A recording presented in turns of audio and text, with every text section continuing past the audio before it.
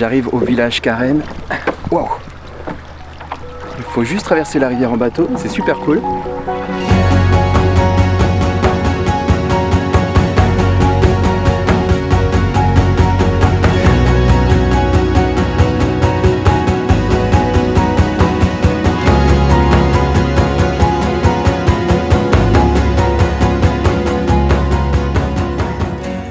Aujourd'hui, je suis à Mae Hong Son. Mae Hong Son, c'est une des villes les plus reculées de la Thaïlande. C'est au fin fond du nord-ouest de la Thaïlande, près de la frontière birmane. Je suis juste à quelques kilomètres. Et dans mon dos, c'est Sutongpey Bridge. C'est un des ponts les plus connus de la région, tout simplement parce c'est le pont en bambou le plus long de Thaïlande, qui est construit au-dessus des rizières. Malheureusement, en ce moment, on est en décembre et les rizières ont été coupées. Mais en octobre, c'est vraiment magnifique. Tout est vert, c'est vraiment superbe. Et ça permet en fait aux moines du temple qui se trouvent juste là de passer les rizières pour aller faire les bénédictions, de rencontrer les villageois de l'autre côté, parce que juste en face il y a un village, et donc les villageois et les moines se rencontrent sur le pont, et ça permet aux uns et aux autres de faire les dons et de recevoir des bénédictions en échange.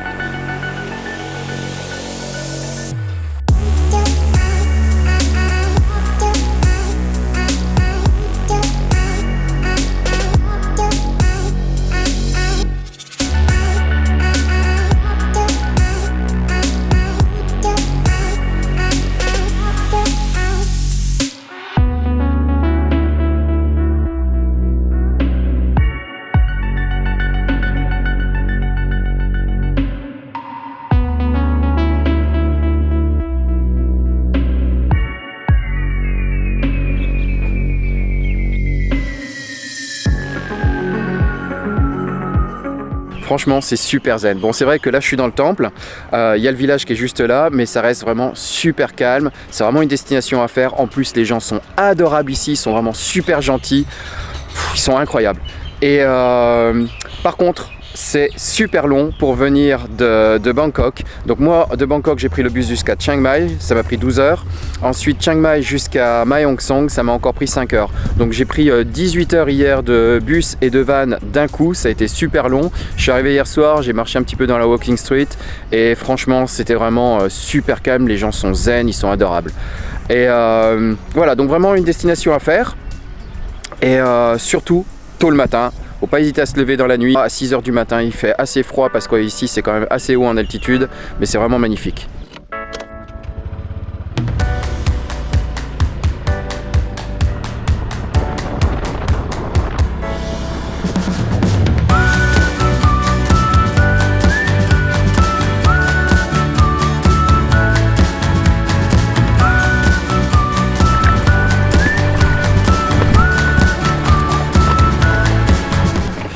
Et voilà, j'arrive au village Karen. Wow. Il faut juste traverser la rivière en bateau, c'est super cool. Même s'il y a 50 mètres.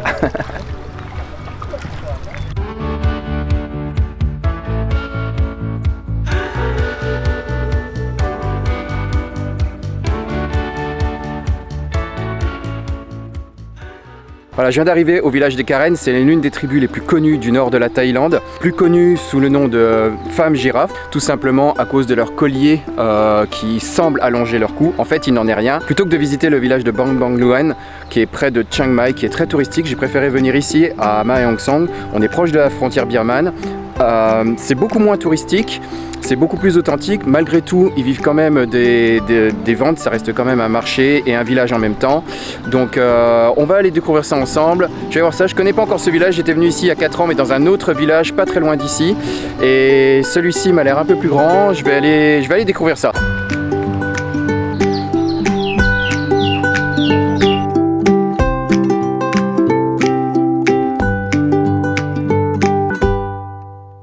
How long do you live here? 33 years. Oh, Yes. so why did you come here? Before it's refugee. Yeah, as From Burma? Yeah, Burma. My parents also from Burma. So why? Because of the civil war? Yeah, yeah. When did they come? 30, 40 years ago. How do you live? You sell Yeah, your yes, handcraft. Yes, they also made a scarf. So here you have everything, school. I was surprised to see the football field here. School also at the playground. So kids here, they can speak 3 languages, Burmese, Yeah, Thai Burmese, and Thai. English. English is a little. How many years do you have your rings? Start to 5, now I'm 40. Every 5 years? Yeah, You every change? 5 years, the new one. Okay. Is it painful? Yeah, painful a little. Here? On In your beginning, yeah, on the shoulder? Yeah, on the shoulder. Yeah. Okay. But now I used to. It's traditional Mm-hmm. for But- beauty also.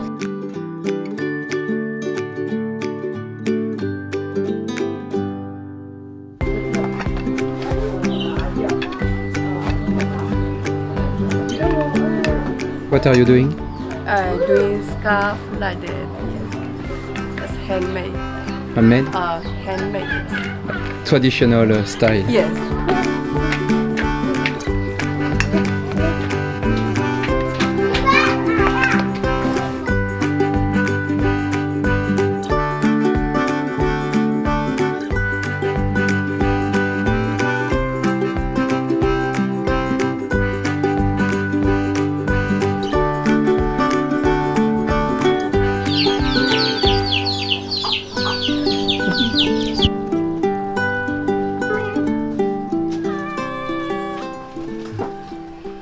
Je viens de trouver un endroit pour dormir ce soir. Les gens sont super sympas, super souriants, ils sont vraiment agréables. Évidemment, ils parlent pas tous anglais, mais ils parlent différentes langues, en fait principalement birman évidemment. Mais apparemment, ils apprennent aussi à l'école l'anglais et le thaï. Donc c'est cool, j'ai pu me débrouiller, trouver un logement pour la nuit. Donc nouvelle expérience, ça devrait être assez sympa.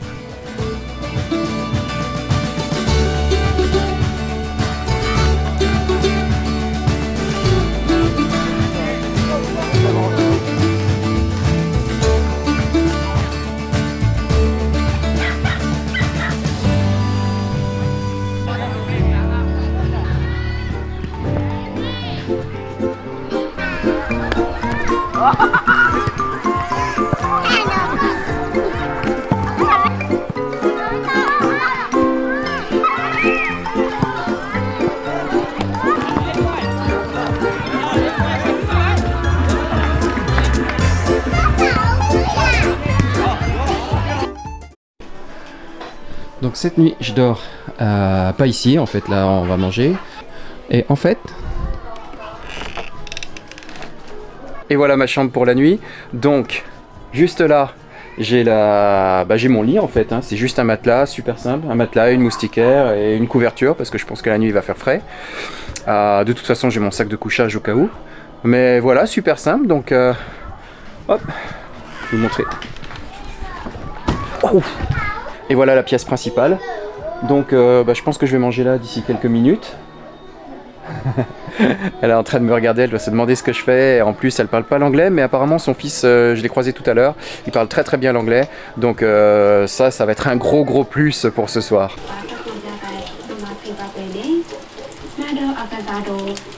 Wow, omelette.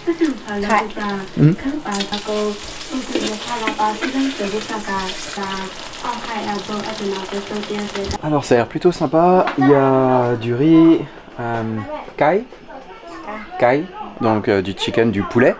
J'ai pas encore goûté donc ça je sais pas, il y a des omelettes et ça je sais plus ce que c'est franchement, et en thaï je sais pas non plus. Donc je vais goûter mais ça a l'air plutôt bon.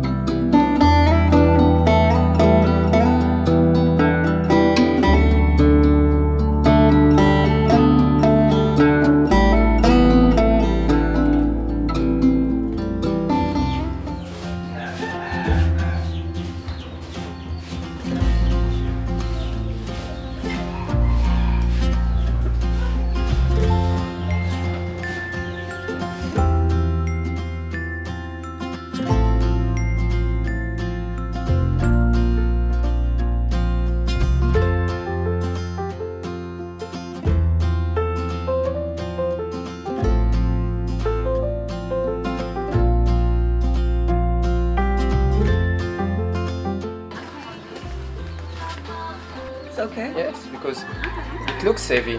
When I took it in my hand, it looks heavy, but here it's okay. What is it?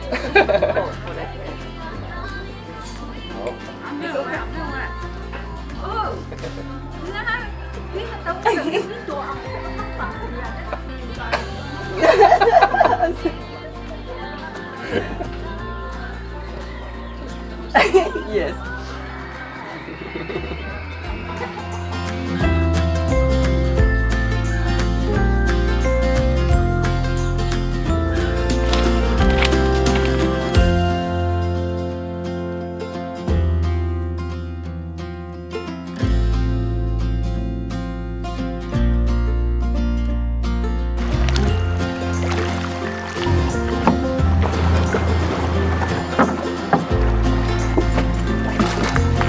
Donc comme vous l'avez compris, les colliers sont un signe de beauté dans la tribu Karen.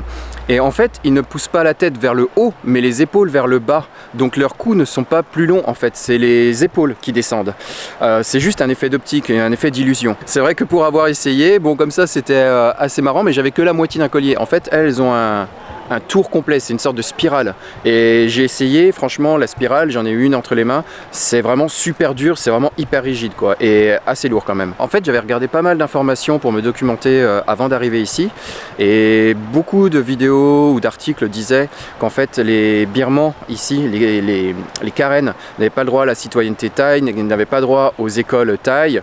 Et en fait, si ça a été vrai à une époque, en tout cas, je pense vraiment que ça l'est plus, parce que le fils de la famille où j'étais, chez qui j'étais hier soir, j'ai pu discuter avec lui, il parlait assez bien l'anglais, et il m'a dit qu'en fait, lui, étant né justement en Thaïlande, il a la citoyenneté thaï, donc il est à la fois birman et thaï, il a vraiment la citoyenneté, et il est à l'université à Chiang Mai, où il apprend l'anglais, entre autres. Donc en fait les choses évoluent dans le bon sens quand même pour eux, c'est vraiment quelque chose de bien et j'ai vraiment passé un super moment. Donc si vous avez vraiment l'occasion de venir ici, n'hésitez pas à faire ce genre d'expérience, parce que plutôt que de venir, moi qui adore la photo et la vidéo, plutôt que de venir et de prendre juste quelques photos et de repartir, ça permet d'avoir une approche, je pense, à mon sens, plus éthique, plus sympathique, de les rencontrer, de discuter avec eux. En plus il y en a qui sont, la plupart étaient vraiment super sympas, ils m'ont même offert, hop, alors ça c'est celui de mon appareil photo, mais celui qui est autour de mon poignet, voilà, qui m'ont offert, ils étaient vraiment super adorables. Donc j'ai vraiment passé un super moment ici.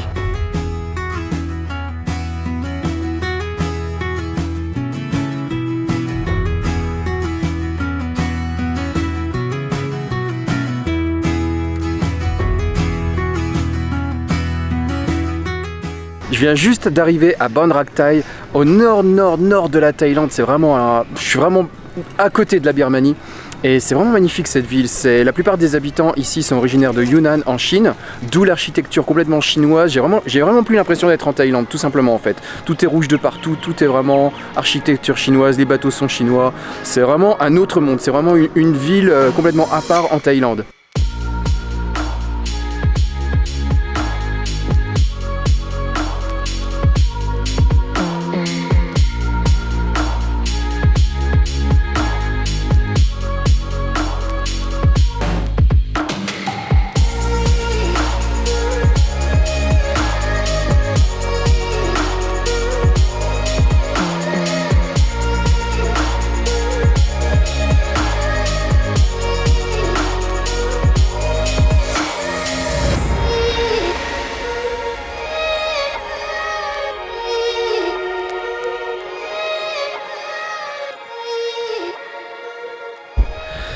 Il est 6h30, il fait 11 degrés et je voulais juste vous montrer là où j'ai passé la nuit dernière, l'hôtel, parce qu'il est vraiment magnifique. Donc on reste toujours dans l'architecture chinoise.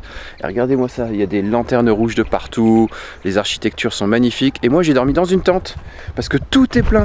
Donc pour information, tous les hôtels sont pris, mais pris d'assaut. C'est la haute saison, on est entre décembre et le jour de l'an.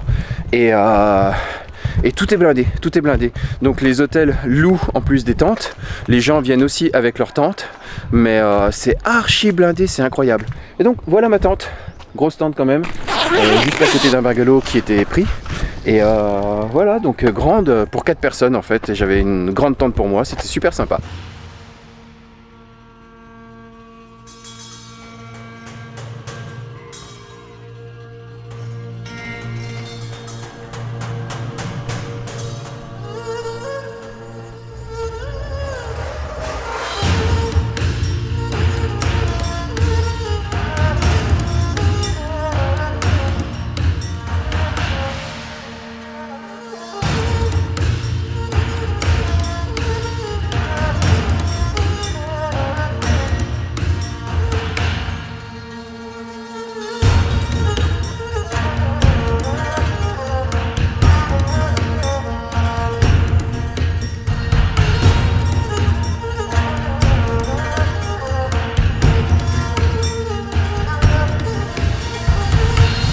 Je sais pas ce que vous en pensez, mais je crois que ça valait vraiment le coup de se lever tôt pour voir cette scène magnifique avec le brouillard juste au-dessus du lac, les bateaux chinois. C'était vraiment à tomber par terre. Vraiment superbe.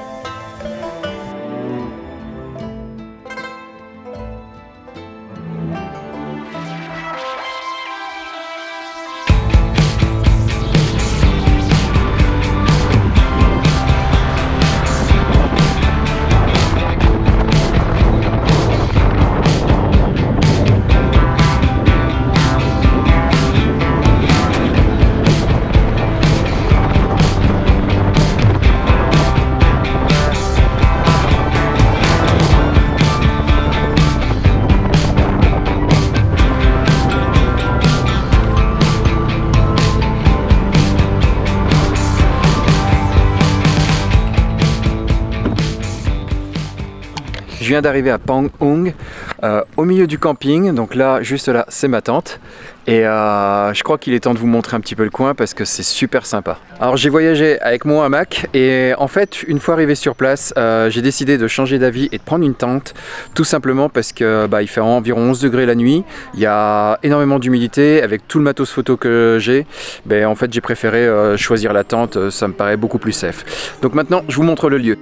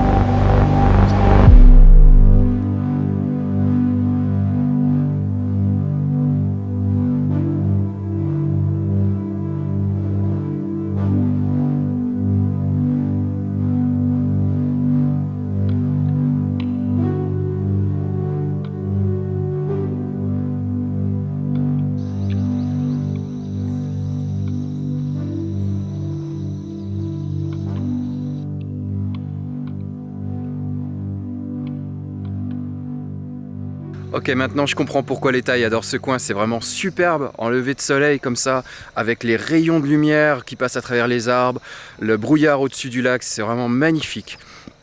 La nuit a été plutôt sympa, un peu frais parce qu'il fait environ 10-12 degrés la nuit comme ça en plein hiver.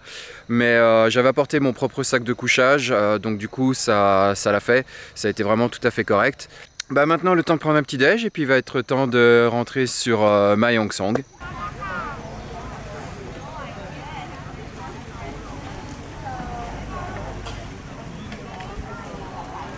Je voulais faire un tour de bateau, mais je crois que vu la queue qu'il y a, ça sera pour une autre fois.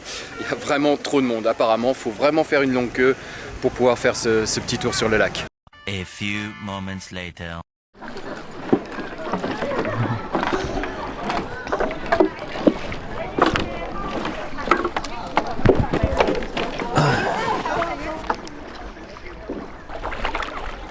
Après environ 30 minutes de queue, finalement petit tour sur le lac, environ 30 minutes aussi. Ça coûte 150 bahts et c'est plutôt sympa sur ce bateau tout en bambou, c'est super cool.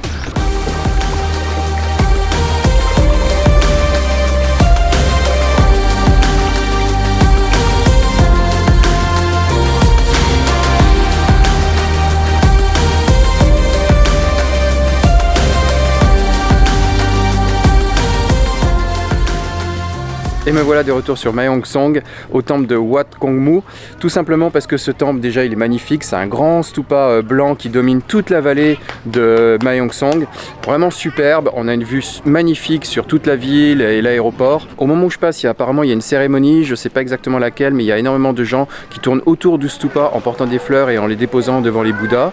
C'est plutôt sympa, j'ai pas la signification exacte, mais du coup il y a énormément de monde.